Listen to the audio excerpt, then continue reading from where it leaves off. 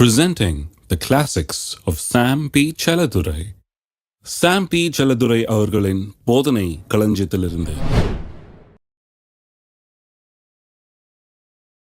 ரோமர் 10 முதல் 10 வரை. சகோதரரே, இஸ்ரவேலர் ரட்சிக்கப்பட வேண்டும் என்பதே என் இருதயத்தின் விருப்பமும் நான் தேவனை நோக்கி செய்யும் விண்ணப்பமாயிருக்கிறது. தேவனை பற்றி அவர்களுக்கு வைராக்கியம் உண்டென்று அவர்களை குறித்து சாட்சி சொல்லுகிறேன். ஆகிலும் அது அறிவுக்கேற்ற வைராக்கியம் அல்ல. எப்படி என்றால், அவர்கள் தேவ நீதியை அறியாமல் தங்கள் சுய நீதியை நிலைநிறுத்தும்படியாய் தேடுகிறபடியால் தேவ நீதிக்கு கீழ்ப்படியாது இருக்கிறார்கள். விசுவாசிக்கிற எவனுக்கும் நீதி உண்டாகும்படியாக கிறிஸ்து நியாயப்பிரமாணத்தின் முடிவாயிருக்கிறார். மோசே நியாயப்பிரமாணத்தினாலாகும் நீதியை குறித்து இவைகளை செய்கிற மனுஷன் இவைகளால் பிழைப்பான் என்று எழுதியிருக்கிறான். விசுவாசத்தினாலாகும் நீதியானது கிறிஸ்துவை இறங்கி வர பண்ணும்படி பரலோகத்துக்கு ஏறுகிறவன் யார்? அல்லது கிறிஸ்துவை மரித்தோரிலிருந்து ஏறி வர பண்ணும்படி பாதாளத்துக்கு இறங்குகிறவன் யார் என்று உன் உள்ளத்திலே சொல்லாதிருப்பாயாக என்று சொல்லுகிறதுமன்றி, இந்த வார்த்தை உனக்கு சமீபமாய் உன் வாயிலும் உன் இருதயத்திலும் இருக்கிறது என்று சொல்லுகிறது. இந்த வார்த்தை நாங்கள் பிரசங்கிக்கிற விசுவாசத்தின் வார்த்தையே. என்னவென்றால், கர்த்தராகிய இயேசுவை நீ உன் வாயினால் அறிக்கையிட்டு தேவன் அவரை மரித்தோரிலிருந்து எழுப்பினார் என்று உன் இருதயத்தில் விசுவாசித்தால் ரட்சிக்கப்படுவாய். நீதி உண்டாக இருதயத்தில் விசுவாசிக்கப்படும், ரட்சிப்புண்டாக வாயினாலே அறிக்கை பண்ணப்படும். இருதயத்தில் விசுவாசித்தால் நீதி உண்டாகிறது, அது போல எல்லாமே உண்டாகிறது. இருதயம் உண்டாக்குகிற இருதயம். எல்லாம் சொல்லுங்க, என்னுடைய இருதயம், என்னுடைய ஆவி எல்லாவற்றையும் உண்டாக்கி தரக்கூடியதா இருக்கிறது. அப்ப இருதயத்தில் விசுவாசித்தால் எல்லாம் உண்டாகும் என்பதுதான் இந்த போதனையின் மைய கருத்து.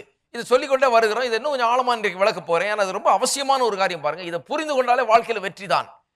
இதெல்லாம் நான் புரிந்து கொள்ள ஆரம்பித்த நாட்கள்லே கொஞ்சம் கூட நம்பிக்கையற்றவனாக இருந்தேன். இதெல்லாம் புரிந்து கொள்ளும் போதுதான் என்னுடைய வாழ்க்கையும் வளமானதாக, நல்லதாக, பிரயோஜனம் உள்ளதாக, அநேகருக்கு ஆசீர்வாதம் உள்ளதாக மாறக்கூடும் என்கிற ஒரு புதிய நம்பிக்கையே எனக்கு உண்டானது இதன் மூலமாக தான்.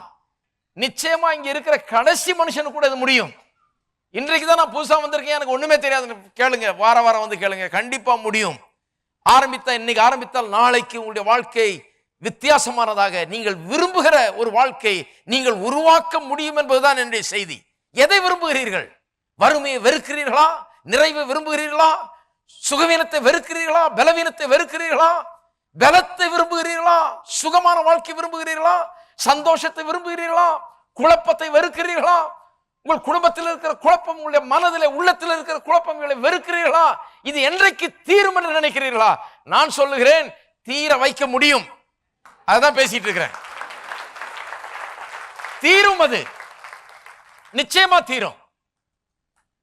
அது எப்படிங்கிறது தான் நான் பேசிக் கொண்டிருக்கிறேன். அதான் நீங்க அப்போஸ்தலன் பவுல் போதித்து இருக்காரு. அதனால தான் அந்த 10 வசனத்தையும் வாசித்தேன்.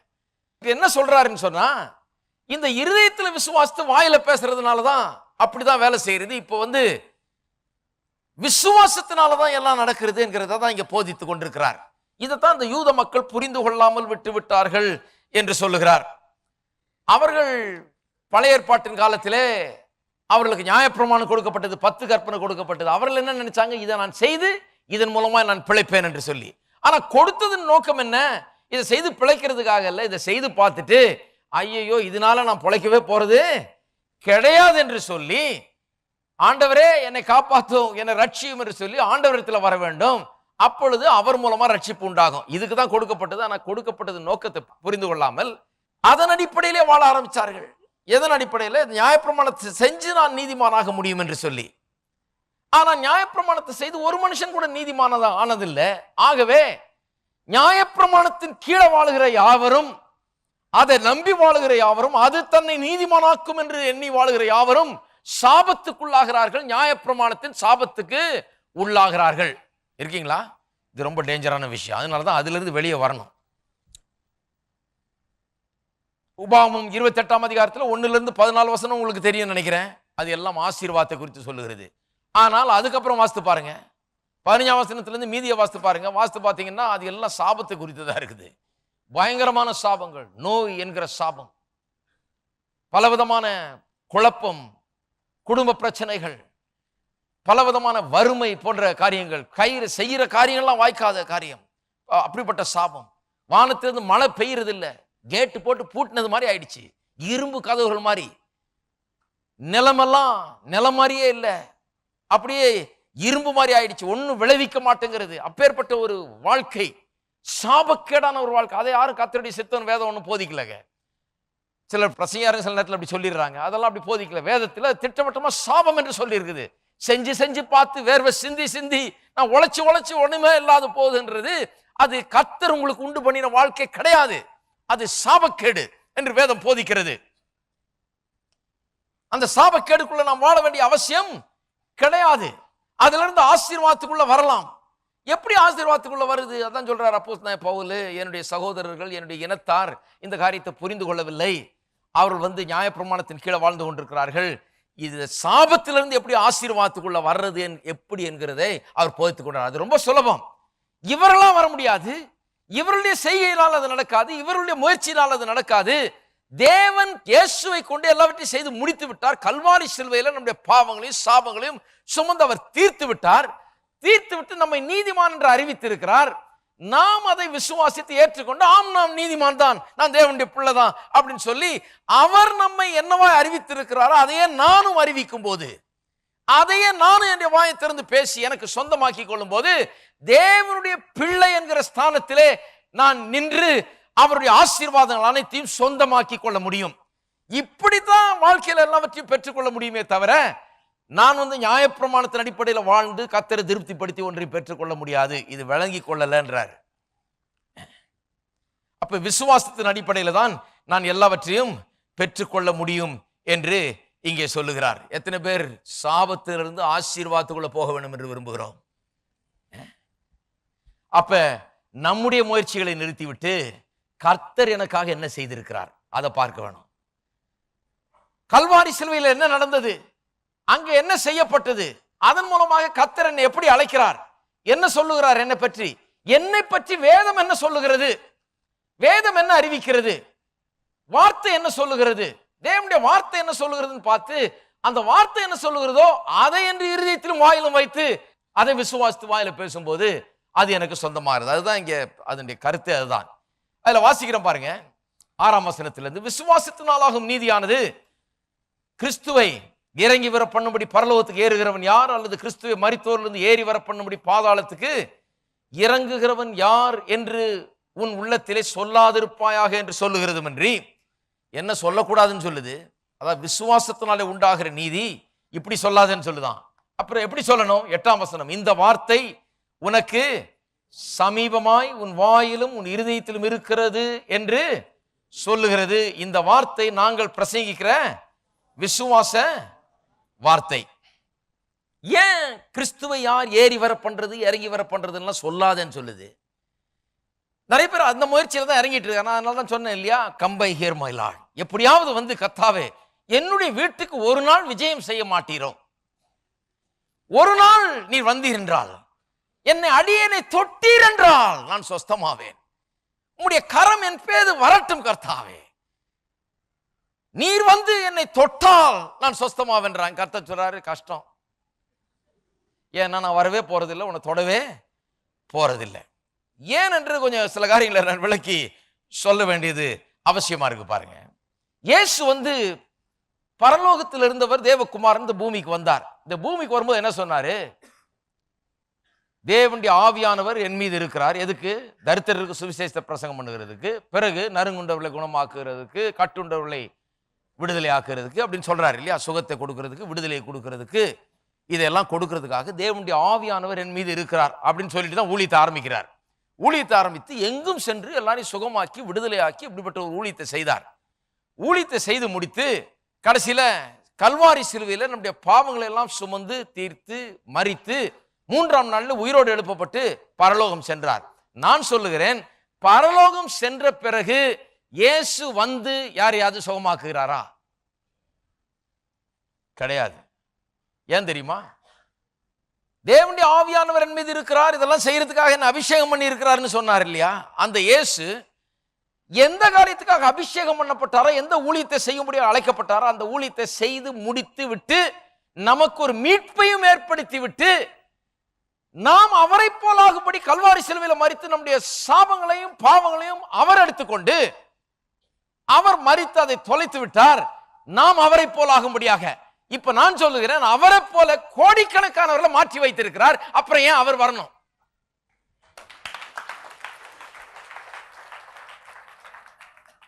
அவர் சொல்றார், நான் இவ்வளவு தூரம் இந்த உலகத்துல இருந்து 3.5 வருஷமா பிரசங்கம் பண்ணி எங்கெல்லாம் போய் விடுதலை பண்ணுமா அங்கெல்லாம் விடுதலை பண்ணி இப்படித்தான் நீங்கள் இருக்க வேண்டும் என்பதை காண்பித்து விட்டு, நீங்கள் இப்படி இருக்கும்படியாக நான் கல்வாரி சிலுவையில் போய் உங்கள் பாவத்தை அகற்றி சாபத்தை அகற்றி தேவனுடைய பிள்ளைகளாக்கி அப்புறம் உங்களை பார்த்து விசுவாசிக்கிறவர்களால் நடக்கும்படி ஆவன அவர்கள் என் நாமத்தினாலே பிசாசுகளை துரத்துவார்கள், வியாதியஸ்தர் மேல் கைகளை வைப்பார்கள், அப்பொழுது அவர்கள் சொஸ்தமாவார்கள். இதெல்லாம் சொல்லிடுது. அப்புறம் ஆண்டவரே நீர் உம்முடைய கையை வையும்.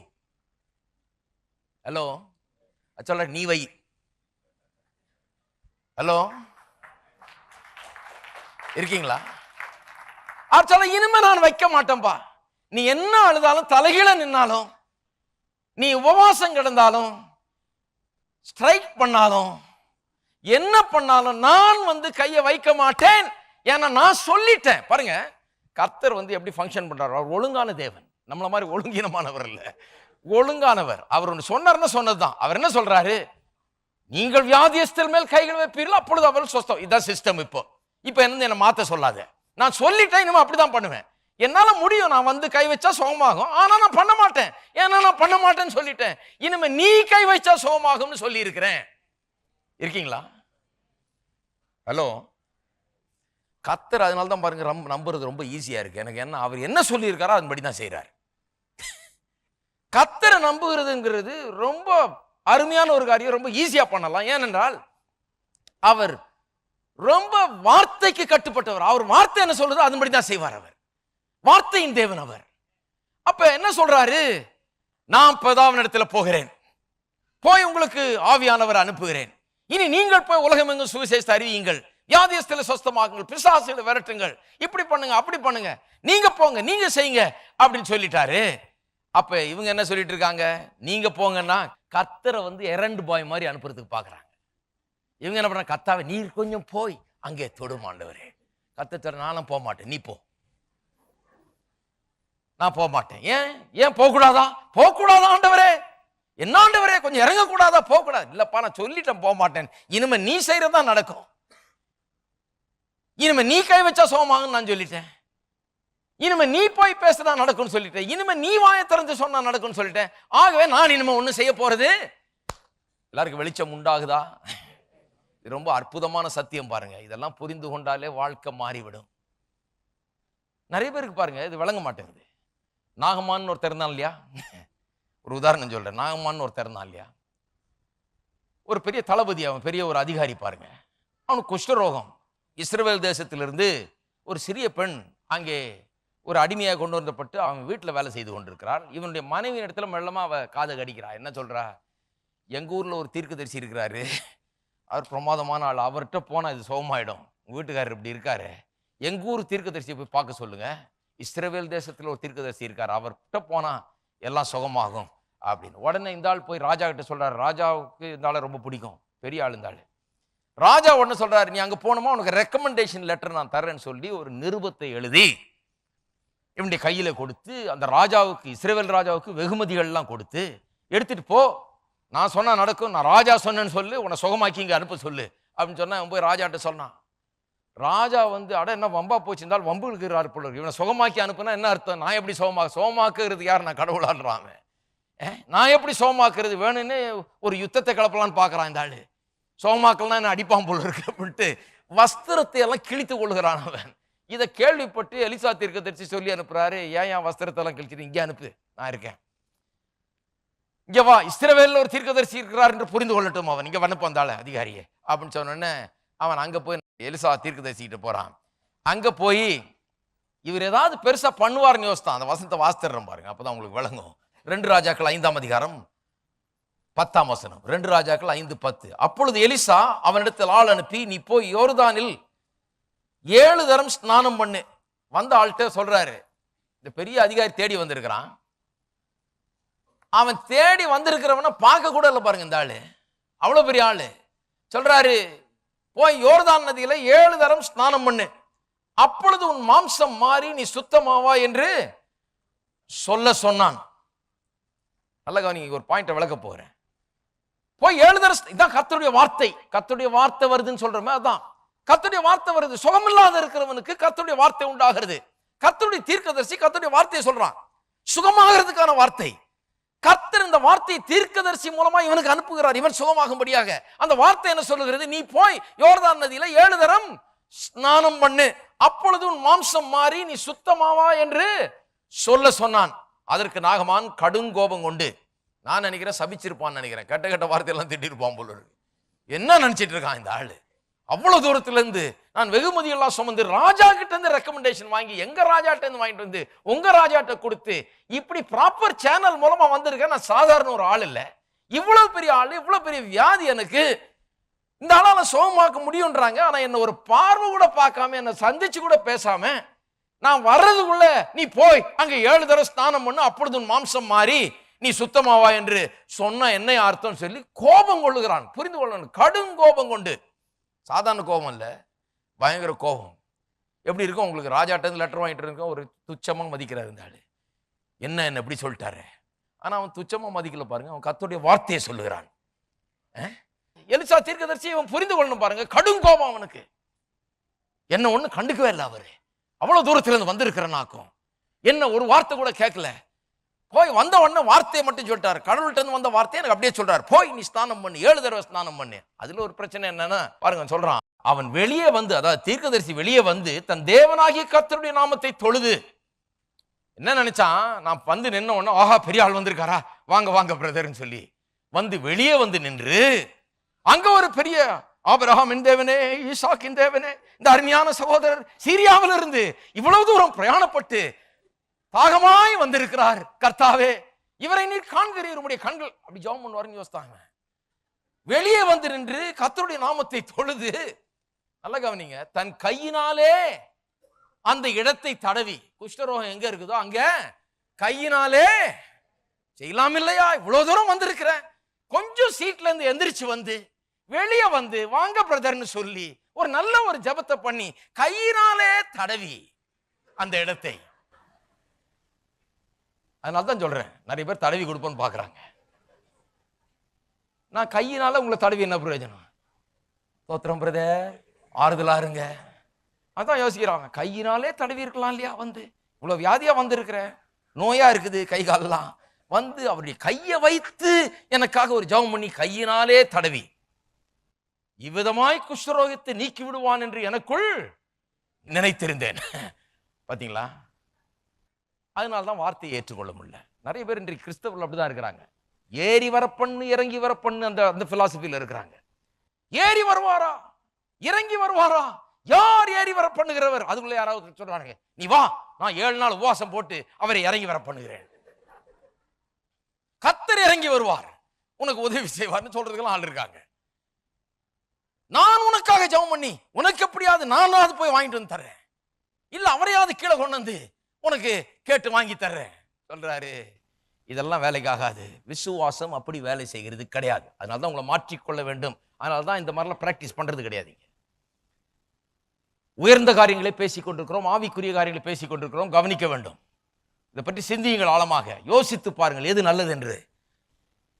அவன் நினைச்சிட்டு இருக்கிறான், வெளியே வந்து ஜெபம் பண்ணி இந்த இடத்தை தன் கையினால் தடவி என்னை சொஸ்தமாக்குவான்னு யோசித்தேன். இவ்வளவு பெரிய மனுஷன் வந்திருக்கிறேன், ஒரு சட்டை கூட பண்ணல. என்னன்னு கேட்டா, கர்த்தர் சொல்லிட்டார் நீ போ 7 தடவை யோர்தான் நதியில ஸ்நானம் பண்ணுன்னு சொல்றாரு. அப்படின்றா இது போதுமா?